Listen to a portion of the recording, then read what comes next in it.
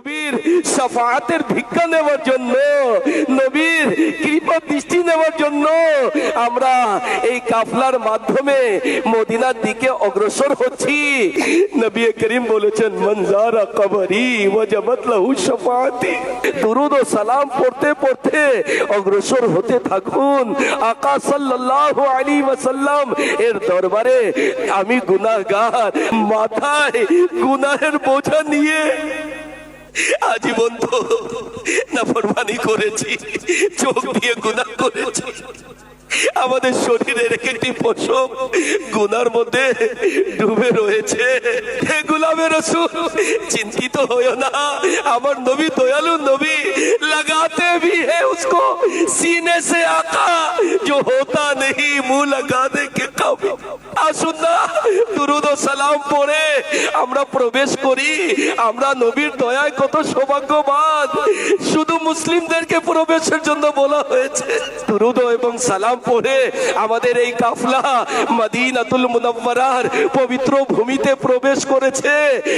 মদিনার পবিত্র ভূমির সুবাস আমাদের মস্তিষ্ককে সুবাসিত করে দিচ্ছে।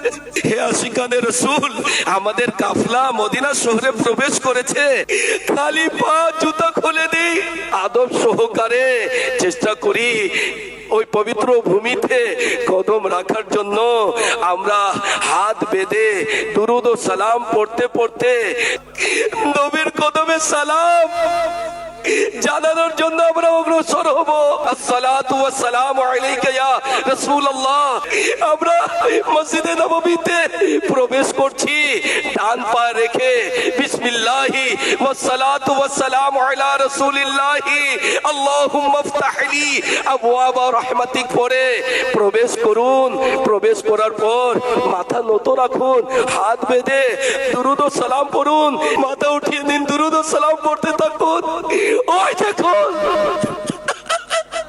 আসসালাতু ওয়াসসালামু सबसे सबसे गुंबदे का खूब है नजारा। সালাতে হাজিরি।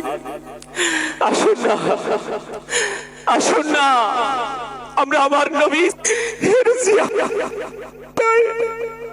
আমার রবের দরবারে গুনাহে বড় কালো কালো ভিক্ষার হাত উঠিয়ে দি। আল্লাহুম্মা আমিন।